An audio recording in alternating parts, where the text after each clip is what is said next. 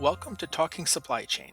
In each episode, top supply chain industry professionals and the nation's top thought leaders join host Brian Strait and share their unique insights to help supply chain managers stay one step ahead of their competition. This is Talking Supply Chain. Hello, and welcome to Talking Supply Chain. And today we're going to be looking at inventory management, specifically how drones can help. My name is Brian Strait, and I'll be your host for today's episode.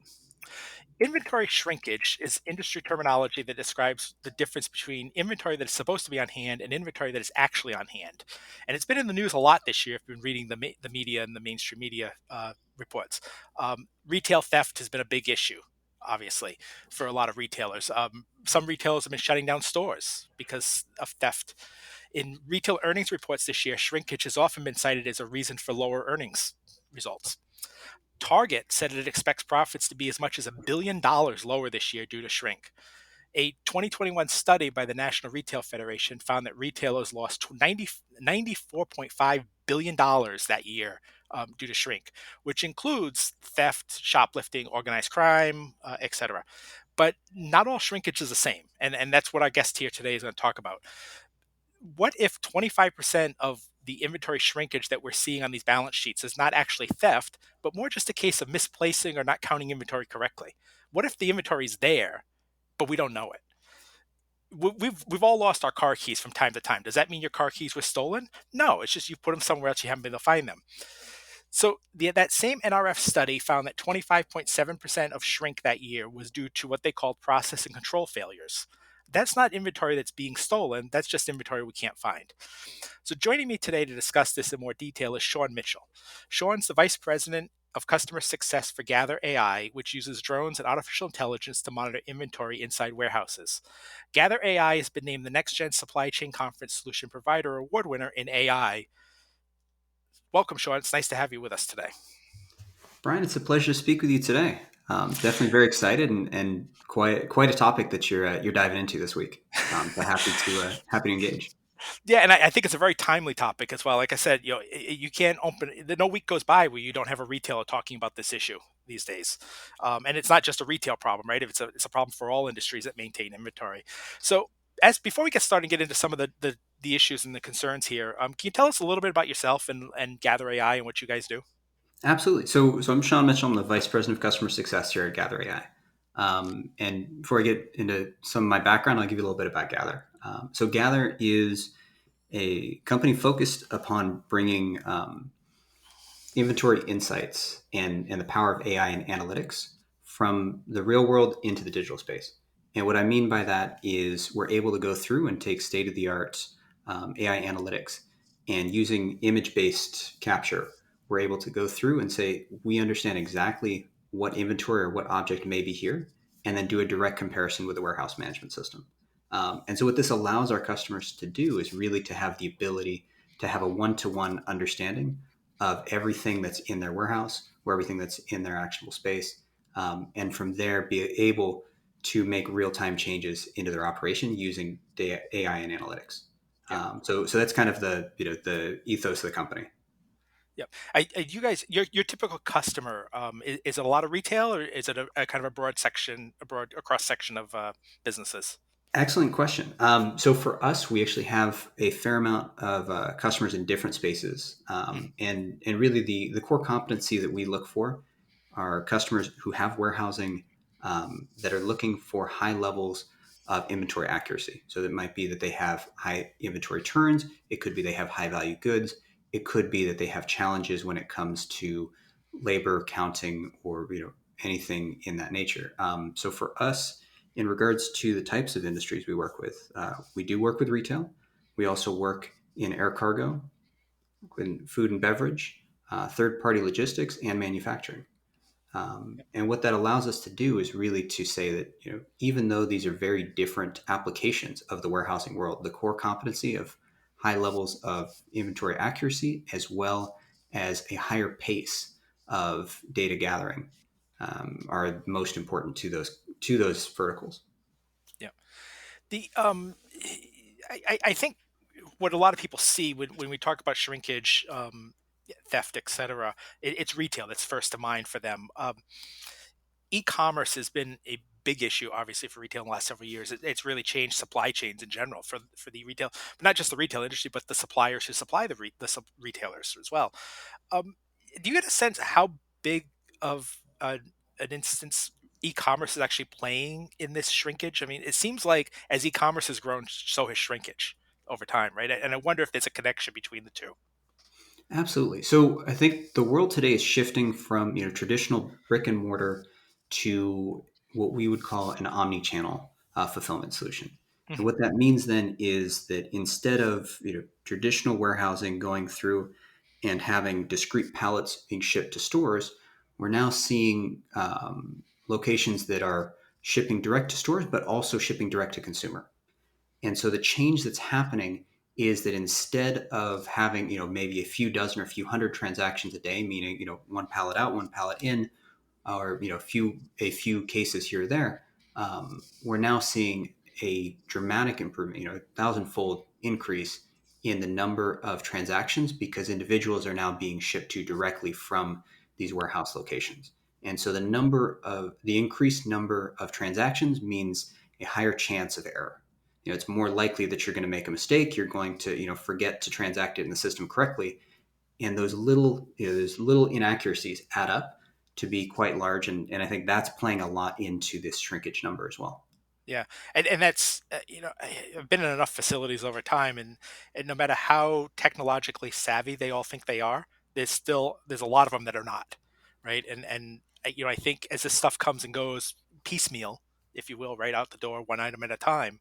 If you don't have the right technology, they're not collecting the right data. It's probably very difficult to keep track of that stuff and not make mistakes. Absolutely. That's the point. And I think, there, if you want to go back to the traditions of warehousing have been around, as long as the United States has been around.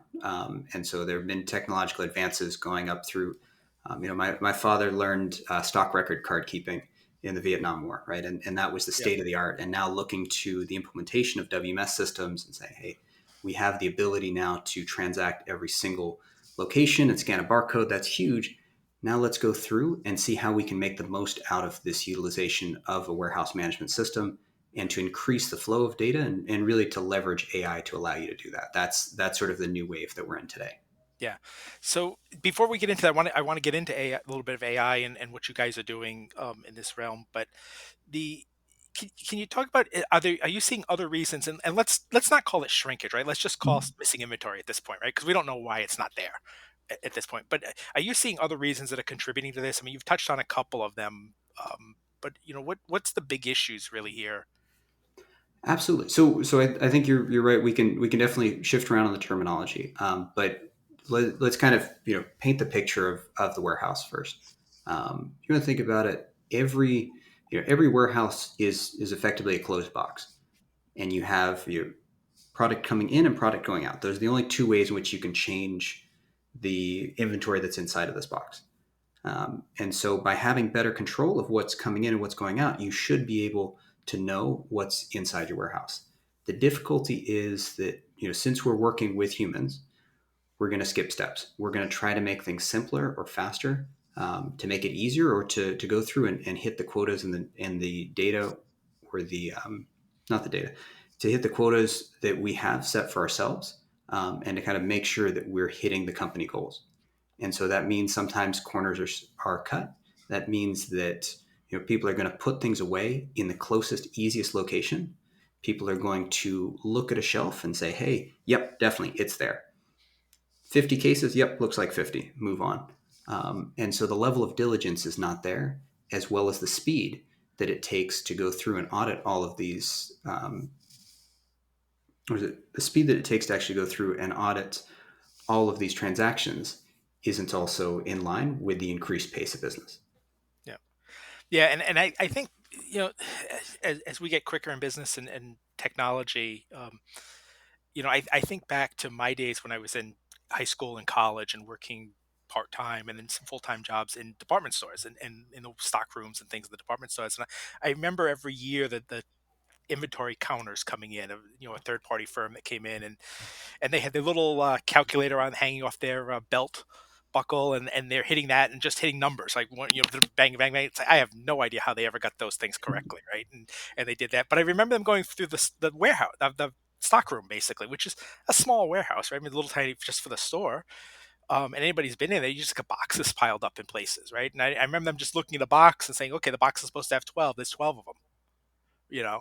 Um, so I don't know how accurate we were back then either on this thing. I think maybe technology has highlighted the fact that we were never accurate with our inventory counts um, on things. So the shifting to the technology side of this, you mentioned AI and the technology. Drones are a big part of this, and there's a lot of potential for drones in society.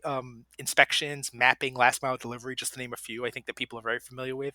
But you guys are helping using drones to help better manage inventory systems, so inventory counts, I should say. So can you kind of explain how your system works, how the drones are incorporated in all of this, and then from there how the technology itself actually works, the AI, etc. Absolutely. So I think to back it up, Gather AI provides AI analytics through visual inspection, right? So we're a computer vision company, and what we're able to do then is to look at images of inventory. We're able to read barcodes from the image. We're able to read text. We're able to count cases. We're able to determine if locations are populated or empty. And in doing so, we realize that we need a highly flexible camera system to navigate the warehouse and to image every single location in a very fast, in a very fast pace. And so what we came to was using a fully autonomous drone to fly through our customers' warehousing, image each individual location, land, upload that all to our to our edge compute device, and then from there have it all visible on a web dashboard was the best solution and the best customer experience that we could provide. And so that's where drones come in. We're not a drone company. Really, our perspective is that drones are, we'll call it a magic flying camera. And I look at the drones themselves as a consumable. It's a great way to put a high definition camera right in front of the object that you need to learn about. And in this case, it would be going through imaging that pallet location and confirming, yes, the correct product is there, and then having it move to the next location. And so, in doing so, you could take an individual that would be scanning, let's say, 45 to 60 locations an hour, and they would, with one drone, be able to do 300 to 450 pallet locations per hour. And one individual could even run up to three drones doing over 900 locations an hour. So, really, a 15-fold increase in an Yeah. individual's throughput with perfect recall and the ability to leverage AI is really what we're providing through this drone solution. Yeah, and the ability to do it more often, right? I mean, if you can do it that quickly, then you could do it more often and keep a better accurate count um, Absolutely. And I think inventory. getting back to your example, talking about physical inventories and working in the stock room during the summer, I can tell you, I come from the world of precision optoelectronic manufacturing.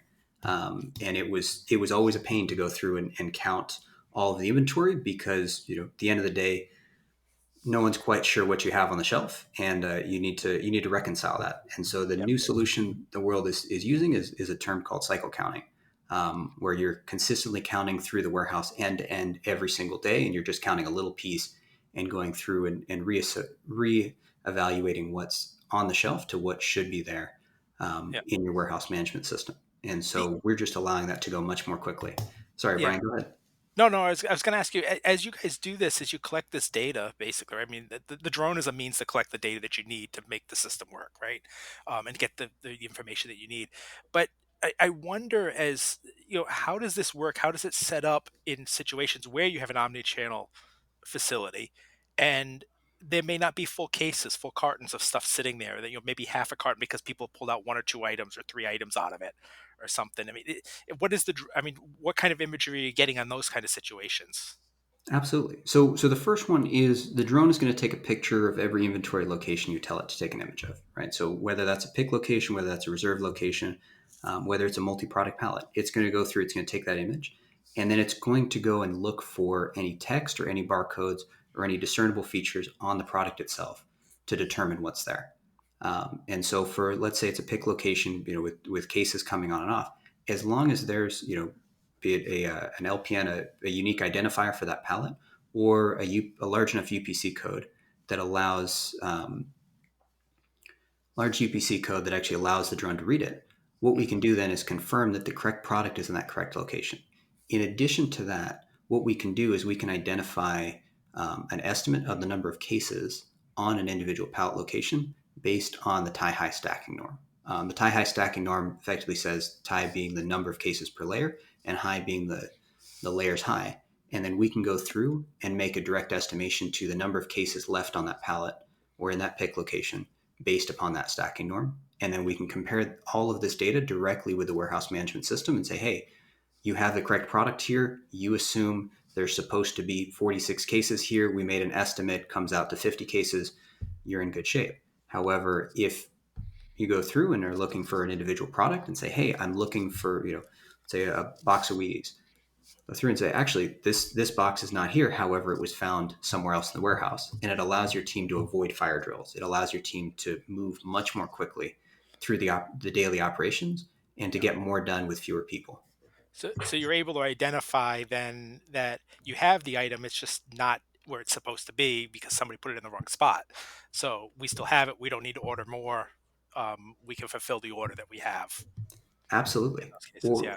or the the converse of that, which is, hey, we expect to have this. The system says it should be here, yet the entire facility has now been audited and it is definitely not there.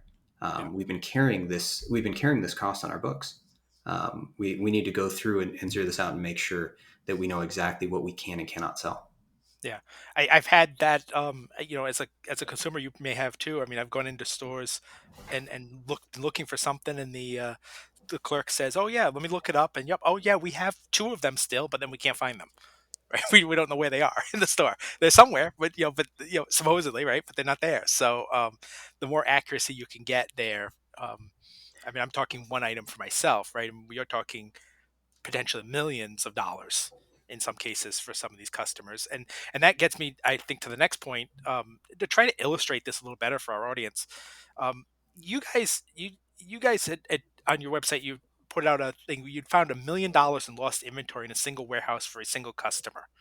I was wondering if you might be able to tell us a little bit about how you went about doing that, and where was the inventory? I mean, Definitely. that's $1 million is a lot of inventory, right? So where was it?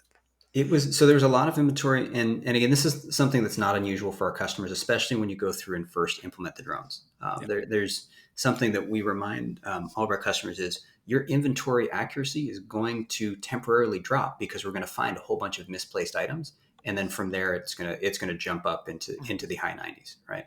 But right off the bat, you're going to make an assumption that hey, we know exactly where everything is, and then this drone is going to image every single inventory location. You're going to have a highly traceable physical inventory that's going to go through and tell you exactly where everything is and what items may have been placed on the shelf that your system doesn't know about. So getting back to kind of this example of the warehouse is a closed box and you know what goes in, you know what goes out. There's also an expectation that when a forklift driver places inventory on the shelf, they're supposed to scan the inventory and scan the location to confirm that they placed it in the right spot. Well, they're also incentivized to put away as many pallets as possible as quickly as possible. Yeah. And so it does happen that an individual will place a pallet on the shelf, drive off, and forget to scan it. Mhm. Or they may scan in the next spot, thinking that they scanned for the first pallet, right? So potentially accidentally confusing the system, saying, "Hey, it's supposed to be in aisle one, location, B15. However, it's really in aisle 16." And so for this individual customer's case, what they had done then was they had years and years of compounded issues of inventory being placed in the wrong location. They would look for it and then eventually would write it off. And to illustrate, how long some of these inventory inaccuracies were there, when we went through and were doing the initial setup, we found a pallet of PlayStation 2s in 2020. So, consumer electronics good that was, I don't know, I would say I was playing with one back in what, 2000. Yeah, So it's a long that time ago, pallet I had think. been exactly that pallet had been lost for over 20 years. Yeah, Um, yeah. It's so funny, and there's another cost as you're talking, and I'm thinking here that if you've got a lot of inventory that you can't keep track of, so you're ordering more, what else are you doing, right? You're taking bigger space now as well that you may not need. I mean, Absolutely. it costs more to have add another 10,000 square feet to a warehouse. And, if you're in a 100,000 square foot warehouse, you really only need to be in a 75,000 square foot warehouse. That's a significant amount of money that you're spending. Or You the know, they, reverse, you don't have to build a new warehouse. So for yeah, some of our customers, we're going through and opening up 5 to 10% more usable space that they didn't expect to have. yeah, Instead of going through and for one, we found they were taking 10 minutes of their forklift driver's time just driving around looking for empty locations. Well, it is say, hey, what if I just gave you a list of every empty location by aisle? And just like if you're going to the ballpark, aisle one, there's only two empty spots. However, aisle 12, there's 37, right? And yep, and to go through and allow you, even if you're not doing what's known as directed put away, you can do an informed, you can inform your drivers of where they have the highest likelihood of finding an empty location, and you can start to chip away at some of the small inefficiencies. yep, But going back to you're reducing costs. Every piece of inventory that's on your books today is costing you capital. And so if you're able to have a more accurate understanding of what is on your shelf, you're able to reduce your working capital and say, okay, we know exactly what we have, we know what we can sell. And if we need to go through and procure more inventory, we at least know that it isn't, we're not double stocking. We're not going through and yeah, having a situation in which we have to expedite the purchase of some goods, pay a higher price, even though this is something that we already had on the shelf. yeah. And I think we touched that, and it goes into what I wanted to get to next. But I think there may be some more here. But wanted to bring up some stats that you guys did from a survey that you did of 15 customers that use the Gather systems. Um, Among the highlights, with inventory error rates dropped from 11% to 3% in 3 months. Increased sales were seen by customers, and inventory collection time dropped from 90 days to 2.5 days, which it seems like a huge drop. Can you can you kind of expand on some of that, and some of those other opportunities that are out there that we haven't talked about yet? Absolutely. So I can kind of unpack those, one by one. But I think the first one you brought up was the increase in accuracy. So going from Yes. 11% to 3%. And so the biggest contributor here is the frequency at which counts are taking place. Um, Comparatively, the traditional, the current process that most warehouses are using today, which is a traditional cycle count, where you have 1 to 6 individuals walking down the aisles with scan guns and automated lifts, scanning each location. You're going to do about 45 to 60 locations an hour, Mhm. and in doing so, it's not guaranteed that the individual is always going to scan the correct inventory in the correct location. And you're also not, let's say, if you start at the front of the warehouse, it's going to take you weeks to get to the far side. And just at that rate, one individual is going to take potentially, you look at it, a quarter to do the entire warehouse. Well, if you have a mistake that happens, let's say on day two, and doesn't get caught until day 97 of that quarter, that inaccuracy is going to continue to knock on throughout your organization. Yeah. So by going through and implementing the drones with that higher speed and that higher level of traceability, you're able to find these errors more quickly, and you're able to consistently keep the inaccuracies down, so that you can stay at that, let's say 3%, where you're picking up the errors and fixing them instead of letting them compound and get up to that 11 percentile. Yeah. Yeah. And like we've touched on, obviously not have to buy more inventory to fill gaps that you think you have. Um, the carrying, the interest, the taxes that you have to pay in some states on inventory that you hold on hand, et cetera. I mean, there's a lot of other costs here as well that tie Oh, into this and whatnot. So, absolutely. There, uh, we can also say, hey, with, let's say, your team of 6 that you're going through and doing inventory with today. Um, if you're able to take 5 of those individuals who are typically highly skilled members of your team and put them in other value add areas of the business and have one individual going through and scanning the inventory, you're also reducing the amount of MHE, the automated lifting equipment that you have going to each of these industry to this function. You also are able to reduce potentially even your insurance costs, right? You're going through and saying, "Hey, look, we took 5 people off lifts today. That's a large increase in the safety." Yeah. It's also an improvement in even just the individual's. What is it? Sorry, I blanked out on this. It's also an increase in the pride of workmanship of the individual. And what I say with this is typically when we go into warehouse, we say, "Hey, look, we're bringing drones, we're bringing automation." The first concern is, "Whoa, are you taking our jobs?" I say, "Well, let's pause for a second. The biggest piece of what we're doing is trying to identify inventory inaccuracies, right? Where are the errors? So I'm going to offer, if we were to look at this aisle and say, hey, of these 100 pallets, if we just highlighted the 3 that were incorrect, highlighted them, and all day, instead of going through and checking known good product, you're going through and fixing errors and solving problems, would that increase your satisfaction in your job? Would that help you to add more value into your team and really to allow your company to move more quickly and to fulfill more orders like that? And everybody's like, oh, wow, okay, so all I'm doing now is problem solving. I'm not doing the mundane task of scanning known good product. So that's kind of the other big shift that happens is you're putting individuals into true value add tasks. Yeah. We got a few minutes left. I want to get to these last two things really quickly here, if we can. One of the things that caught my attention, and this is obviously an issue in warehouses, is connectivity, right? Wi-Fi, GPS, and if I'm not mistaken, your system doesn't use GPS or Wi-Fi. Is that correct? That's correct. Yes. So Yeah. So we how does it work then? absolutely. So how it works then is go through and we actually create a digital map of every warehouse that we fly through. Meaning that our team goes through, measures out all of the racking, creates inventory locations, and really creates this XYZ coordinate system for the entire warehouse. Hmm. And then we place a series of calibration markers onto the racking. And the drone flies autonomously, and every time it sees one of these calibration markers, it knows where it is in that digital map. And that's what allows us to work in an environment where you don't have GPS, you don't have cell signals, any sort of beacons, anything like that. And it also allows us to not have to make any changes to the infrastructure of the warehouse itself. Yeah. Okay. So, and the last question I want to get to, and this is kind of a broad, based question, if you will.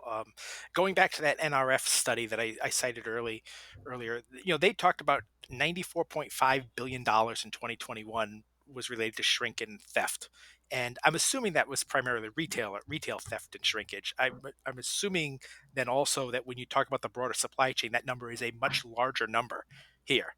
um, I don't know. They said 25% roughly was due to process and control errors. So I think that's what we're talking about here, right? Process and control errors typically. Are we really talking about systems like this being able to cut 25% of the shrinkage problem in the supply chain? And are we talking hundreds of billions of dollars here? Definitely. So I think for us, we're looking at one is if you're looking at making that change from, let's say, our average customer 11 to 3%, right? So you're seeing of that 25 automatically, you're getting nearly 10% just more out of your warehouse, Yeah. and the discrepancy between your WMS. I think you definitely hit it there. I think for us, the other piece that this is underestimating is the amount of operational improvement that can happen when you remove fire drills from the warehouse. Yeah. And so I do see that 25% as being a key part of the efficiency that's driven by our system and by the increased accuracy. And I think Gather, from our perspective, can definitely help to create the visibility and traceability there. But I also don't want to under promote the fact that there's a lot that you can do with operational efficiency that'll reduce the cost as well. And Yeah. some of And the cost. I think we just touched on just a few of the things, and I think there are so many benefits down the road here that go beyond just simply getting better control of your inventory, and what does that actually mean for the organization as a whole, right? I mean, there's a lot of different areas there that it actually touches on. Absolutely. And I would say, getting back to your direct idea of shrink, we were going through one of our customer warehouses, and in doing so, we had shown the dashboard to our customer CEO, and went through and we found a box of Slim Jims on the top of one of the racking. and a whole bunch of Slim Jim wrappers right next to it. And we said, hey, here is the snack bar. We found it. We now know where the team is going to take a break. Yeah. And they went through and used this as an example to show the team, hey, we now have the ability to have traceability throughout the entire warehouse. We now are able to shine a light in the dark corners, and I think that made a huge difference in the shrink in that warehouse specifically, because now there is that level of traceability, and Yeah. anybody from the leadership can see exactly what's going on in every location. Yeah. Do we, final question, but do we know what happened to those PlayStation 2s?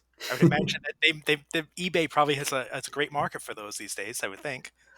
That is an excellent question. I didn't follow up on if they've actually increased in value.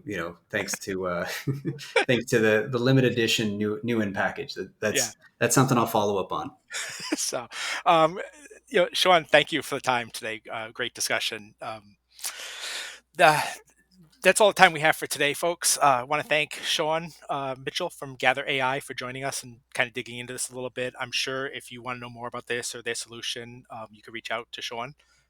You can find him on LinkedIn, obviously, and Gather AI. Sean, the website for the company? Website is www.gather.ai. There you go, folks. If you're interested, reach out to Sean. Appreciate your time today, Sean. Thank you very much. Special thank you to all of you out there listening today as well. I greatly appreciate you spending time with us and taking time out of your day to listen to this conversation. For Supply Chain Management Review, I'm Brian Straight. Thank you for listening. Talking Supply Chain is produced by Supply Chain Management Review and Peerless Media. You can find it on scmr.com, supplychain247.com, iTunes, Google Podcasts, or wherever you find your podcasts. For more information on this topic or to sign up for our weekly newsletter, a print or a digital subscription to our publication, visit scmr.com. We hope you will join us for our next episode. For Supply Chain Management Review, I'm Brian Straight, and thank you for listening.